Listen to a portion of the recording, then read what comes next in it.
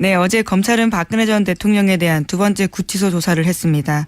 박 전 대통령은 여기서 안종범 전 수석의 수첩에 대해서 부인을 했다라고 하는데요. 다른 사람에게 듣고 적은 내용 같다라면서 그 내용은 전혀 알지 못한다 이렇게 했다고 합니다. 이 해명의 수준이 너무 낮아요. 안종범 수석의 거의 50여 권에 이르는 실록이라고 막 부르는 정말 실록이라고 부를 만큼 자세한 내용들. 꼼꼼합니다, 굉장히. 안종범 수석이 그 대통령이 불러주는 여러 가지 사안들을 받아 적느라고 1시간씩 전화기를 들고 있었다. 뭐 이런 정황들. 대포폰으로 전화해서. 그거를 그럼 대통령이 아닌 사람이 했다는 거예요? 안종범 수석에게 그렇게 지시할 수 있는 사람이 누가 있습니까? 대통령 왕수석인데. 혼자 상상으로 썼다라는 주장인 건지 뭔지 모르겠는데요. 말도 안 되는 소리죠, 이건. 예, 그런데 안 전 수석은 지난 1월 16일 그러니까 헌법재판소에 나와서요.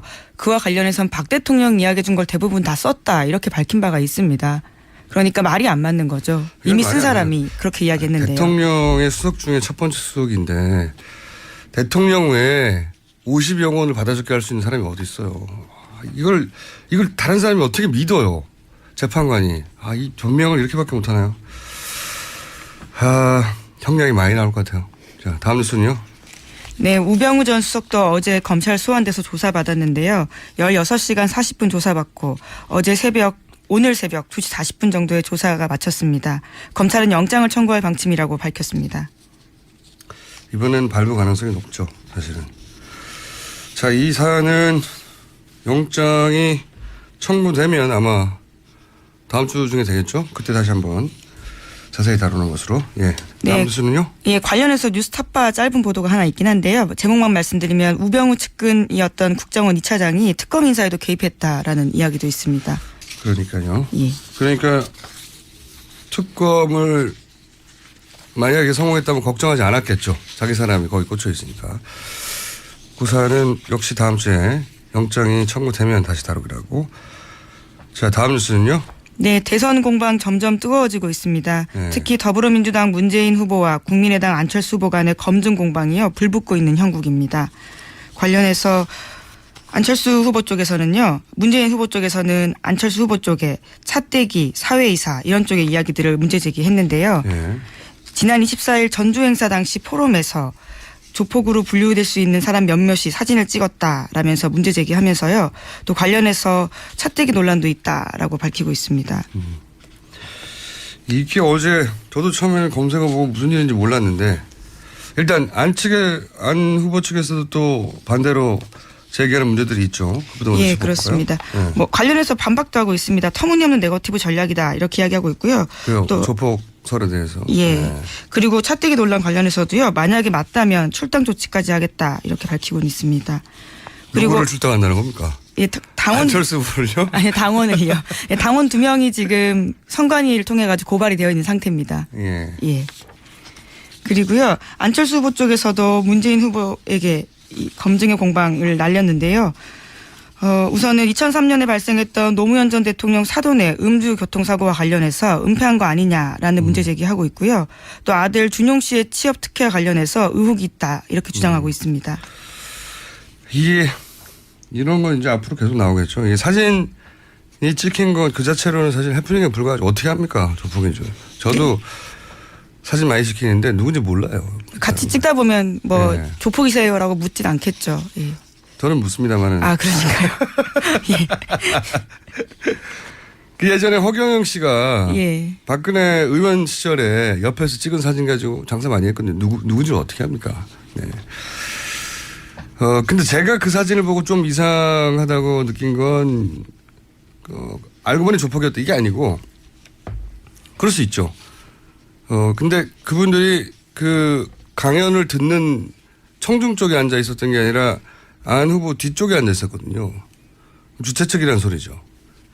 그 점이 좀 궁금했어요, 저는. 이분들이 왜 이 행사를 주최한 쪽에 앉아 있을까. 그래서 마침 주진우 기자가 전주 출신입니다. 예. 생긴 게 굉장히 불량하지 않습니까? 네, 그거 당사자의 반박이 있을 것 같습니다. 그리고 조폭과 굉장히 잘 알아요. 예, 주요 취재원들 중에 한 명으로 알고 있습니다. 네, 주요 취재원들, 예. 조폭들을 그래서 제가 전화를 했죠. 전주 지역 조폭 개버 좀 알아보라고 바로 나오더라고요. 예.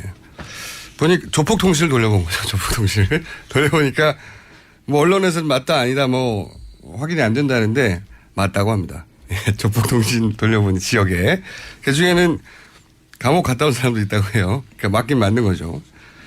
근데 여기까지는 그냥 그 지역 행사 관리를 잘못한 정도의 실수. 예. 아마도 뭐 많이 올라가 봐요. 도의원 정도 레벨에서 책임질 일 아닌가. 그거 어떻게 합니까? 그 후보가. 이 정도로 안철수 후보가 조폭에 연루했다고 하면 이거 마타도가 맞죠. 뭐가 아쉬워서 조폭에 연루가 돼요. 근데 이제 여기서 확인할 게 하나 남긴 해요. 하나.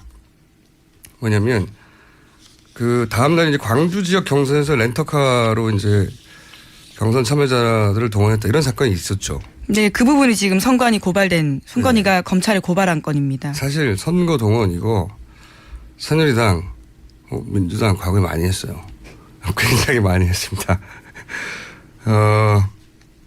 흔히 있는 일이에요. 사실은 불법이지만 잘했다는 게 아니라 손학규 후보가 경선 도중에 독수리 오영주 프로젝트 있다고 주장한 적이 있어요.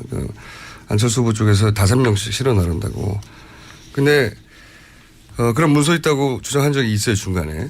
근데 이제 이게 나중에 렌터카하고 연결돼 가지고 근데 그렇게 하지 않더라도 안철수 후보가 승리하는 건 거의 명백한 상황이었고 그리고 선거에 생각보다 이런 일이 자주 발생하기 때문에 다만 이제 그게 안철수 후보 이미지가 안 맞아서 좀 더 논란이 된 게 있죠. 그러다가 안철수 후보가 진두지휘한 게 아니고 뭐 엄격하게 책임을 지겠다고 했으니까 넘어가는 분위기였다가 이게 이제 조폭 사진이 나와버린 겁니다. 끝났을 텐데 거기서. 남는 문제가 딱 하나예요. 주진우 기자 조폭 통신을 돌려보니까 이 조폭 조직원이 렌터카 업체를 전주에서 운영을 해요. 네. 그 업체가 바로 그 강주 경선에서 경선인들을 실현한 그 렌터카 업체인가. 이게 확인이 안 되고 있는 거죠. 네. 제가 취재한 바로는 전주의 모 렌터카 업체가 16대 정도를 광주 경선에 동원한 건 맞아요. 한 업체가 아니라 2개 이상의 업체가 같은 집결지에 모여서 취재한 결과 그렇습니다. 그런데 그 렌터카 업체가 바로 그 조폭과 연관된 업체인가 이게 확인된 바가 없는 거죠. 예. 이게 아니라고 확인되면 이건 해프닝으로 끝나는 문제입니다. 깔끔하게. 근데 그게 그 업체가 이 조폭에 연루됐으면 이건 후폭풍이 상당할 수 있고 제가 보기엔 국민의당이 해명을 크게 해야 될 일로. 이 부분이 확인이 안 됐는데 치고 나오는 거는 이건 치사한 거죠. 근데 이건 아직 확인이 안 된 채 남아있긴 합니다. 자, 여기까지고요. 이 공방에. 그리고 그 외에 뭐 많죠. 아들 얘기 나오고 부인 얘기 나오고 네, 앞으로도 계속 나오겠죠. 이런 건. 지지자들 입장에서는 여기 진작에 다 검증된 건데 각 지지자들 입장에서는 근데 어쩔 수 없는 측면이 있습니다. 예. 다른 나라에서는 뭐 학창 시절에 학내에 썼던 뭐 기고문 작은 걸 찾아내가지고 그걸로 막 큰 사건을 만들기도 하거든요. 근데 부인하고 가족들을 괴롭히는 건 어쩔 수 없는 측면이 있습니다. 자. 근데 후보자 가족도 검증 대상에 어쩔 수 없이 포함되는 것들이 있는데요. 예. 음주운전 관련해서 몰랐다라는 부분에 대해서는 박지원 대표가 계속해서 공격하고 있긴 합니다. 그뿐만 아니라 왜냐하면 그때 그 민정수석, 비서실장 이런 사람이라면 이걸 알아야 되지 않느냐라고 연관되는 거죠. 예. 네. 그래서 그 고리로 공격하는 것이고 계속하는 이런 이야기는 계속 나올 수밖에 없어요. 어떻게 대응하느냐의 문제이기도 하고 정말로 문제가 있으면 이제 나중에 밝혀지겠죠. 이 과정 중에 한 달 사이에. 자, 다음 관련 뉴스는 어떤 게 있습니까? 선거에서. 예, 또 박지원 국민의당 대표와 홍준표 후보 사이, 자유한국당 후보 사이에 공방이 있었는데요. 박지원 대표가 먼저 포문을 열었습니다. 홍준표 후보 찍으면 문재인 후보가 된다는 분위기가 퍼지고 있다. 이렇게 이야기를 하니까요. 이에 맞서서 홍준표 후보가 대거리를 했습니다. 안철수 국민의당 후보 찍으면 박지원 대표가 상황된다라는 말이 있다. 이렇게 받아친 거죠. 네. 저는 이제 한 발짝 떨어져서 본 말이죠. 정치판 최고 기술자들끼리 붙었다. 저는 그런 생각이 들어요. 영남에서의 박지원 대표에 대한 어떤 비호감 있는 걸 이용하는 그걸 자극하는 기술이란 말이죠. 예.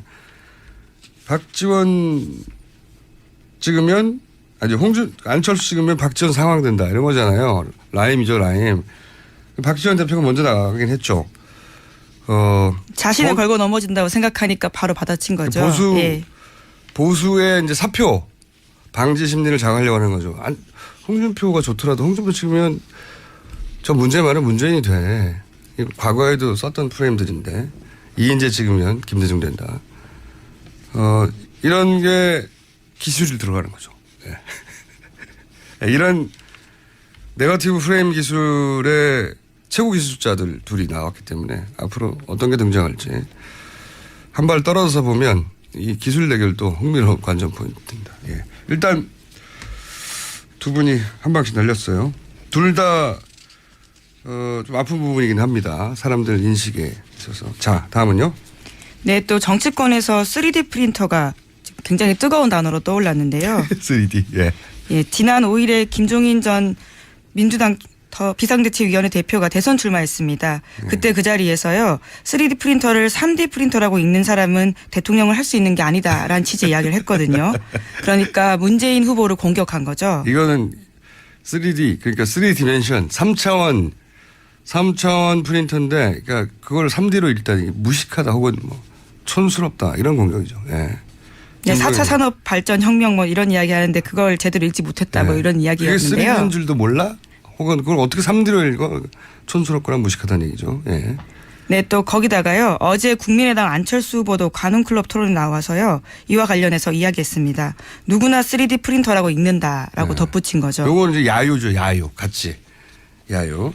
여기 대해서 또 문재인 후보가 한마디 했겠죠. 네, 결국 어제 저녁에 반박 트위터 글을 올렸는데요. 이렇게 썼습니다. 우리가 무슨 홍길동입니까? 3을 3이라고 읽지 못하고 3라고 읽어야 합니까? 이렇게 이야기한 거죠. 호보 호영을 못한다. 거기 빗댄 거죠. 예.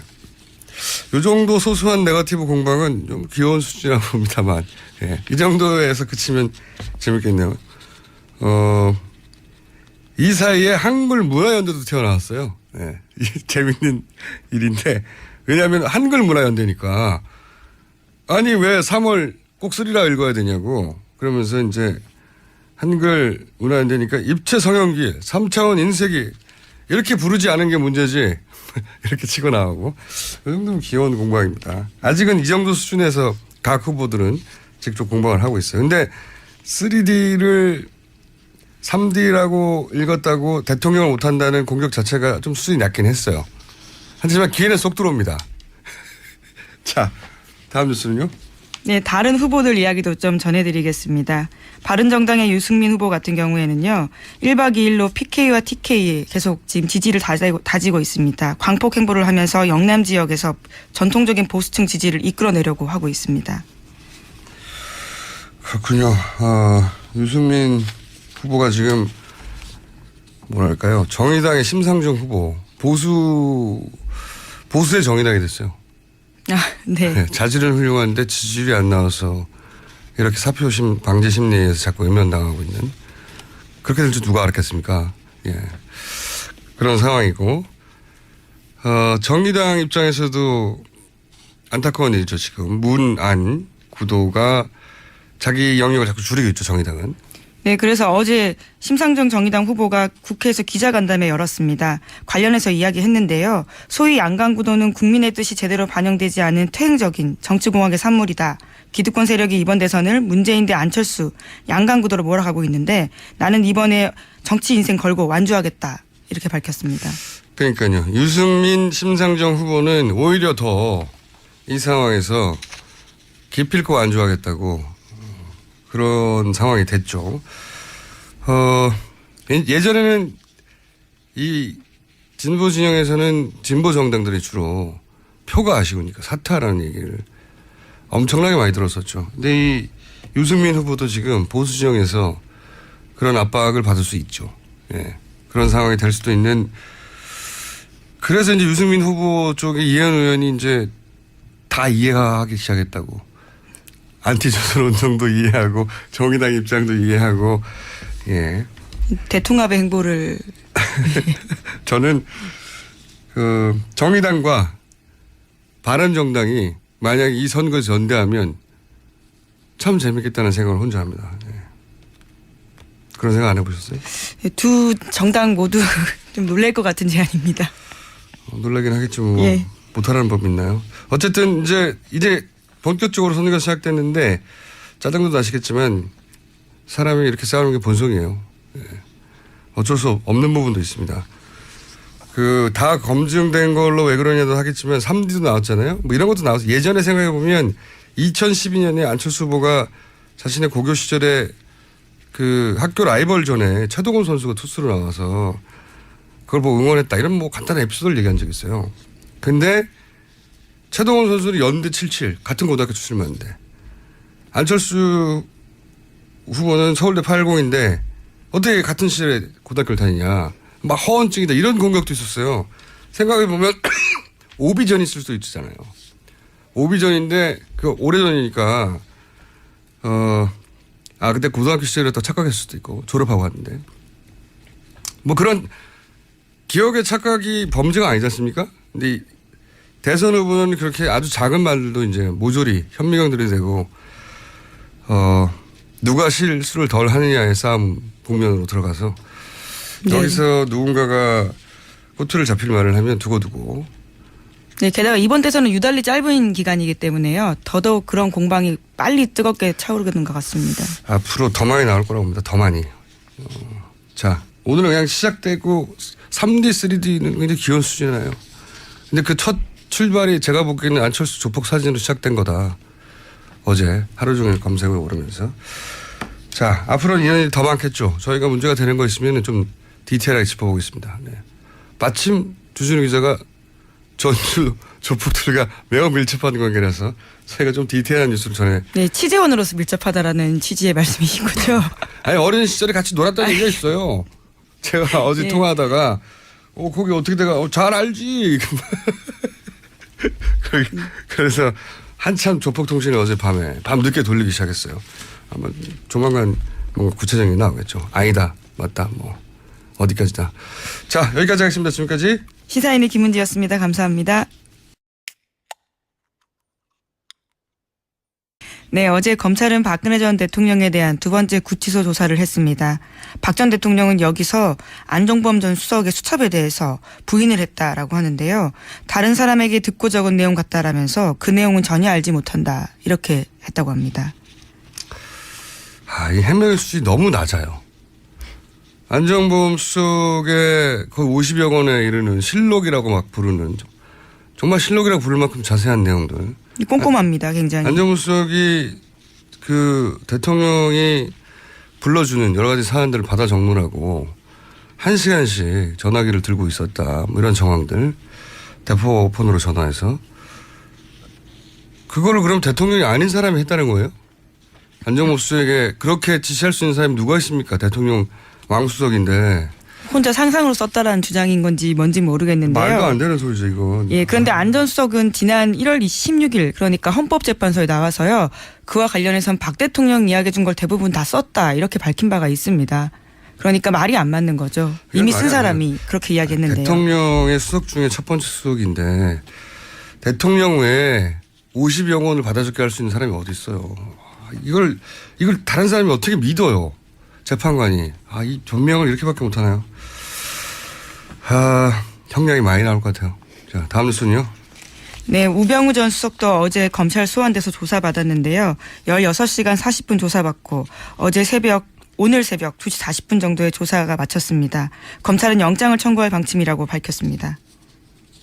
이번엔 발부 가능성이 높죠, 사실은.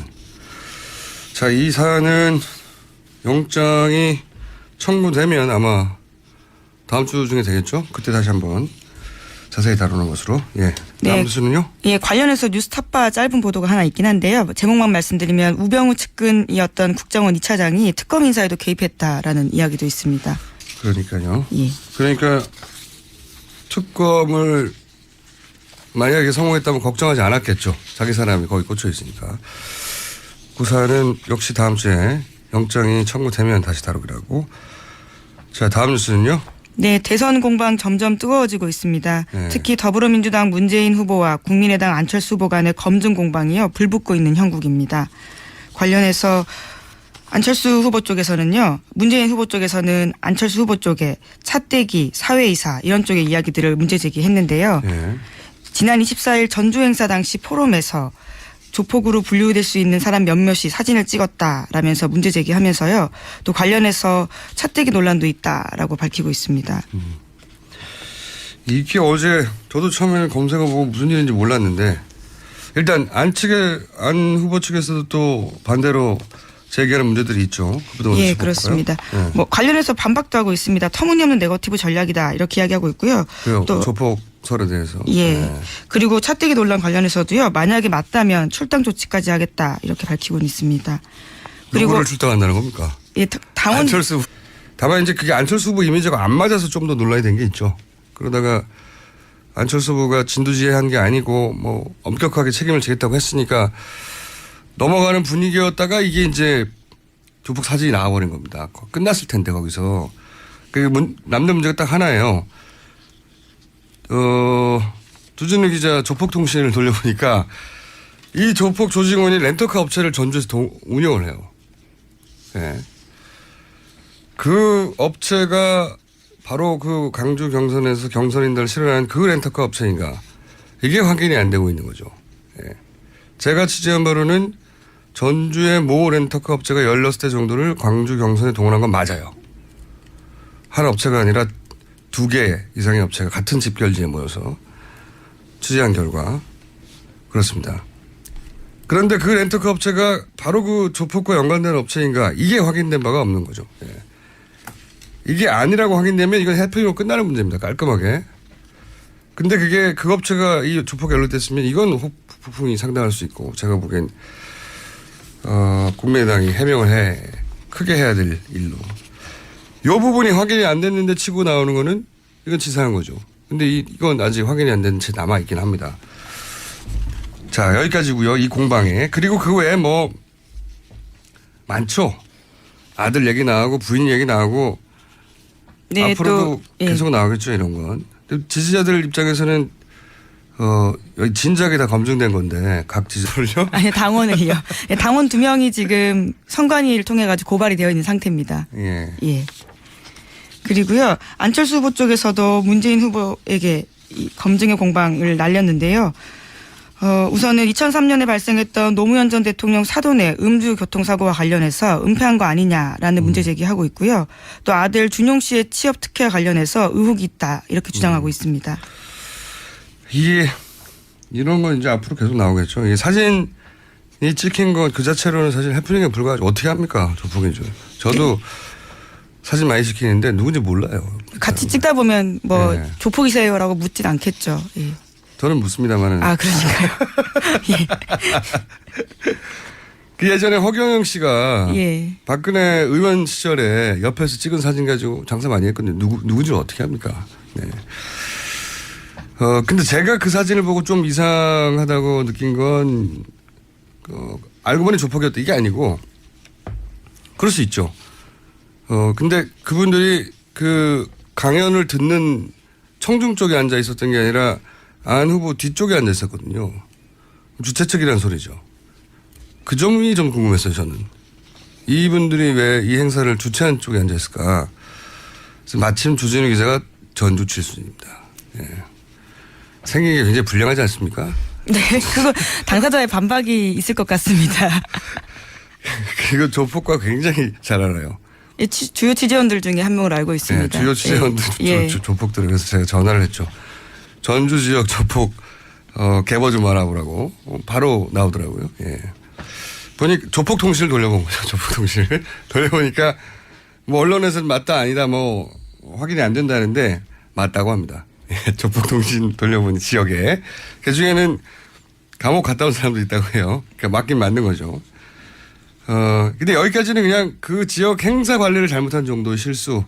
예. 아마도 뭐 많이 올라가 봐요. 도의원 정도 레벨에서 책임질 일 아닌가. 그거 어떻게 합니까? 그 후보가. 이 정도로 안철수 후보가 조폭에 연루했다고 하면 이거 도가 맞죠. 뭐가 아쉬워서 조폭에 연루가 돼요. 근데 이제 여기서 확인할 게 하나 남긴 해요. 하나.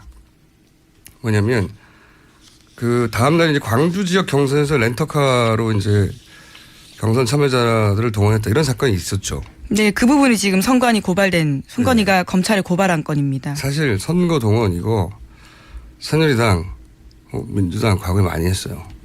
굉장히 많이 했습니다. 흔히 있는 일이에요. 사실은 불법이지만 잘했다는 게 아니라 손학규 후보가 경선 도중에 독수리 오영주 프로젝트 있다고 주장한 적이 있어요. 안철수 후보 쪽에서 5명씩 실어 나른다고. 근데 그런 문서 있다고 주장한 적이 있어요, 중간에. 근데 이제 이게 나중에 렌트카하고 연결돼가지고 근데 그렇게 하지 않더라도 안철수 후보가 승리하는 건 거의 명백한 상황이었고, 그리고 선거에 생각보다 이런 일이 자주 발생하기 때문에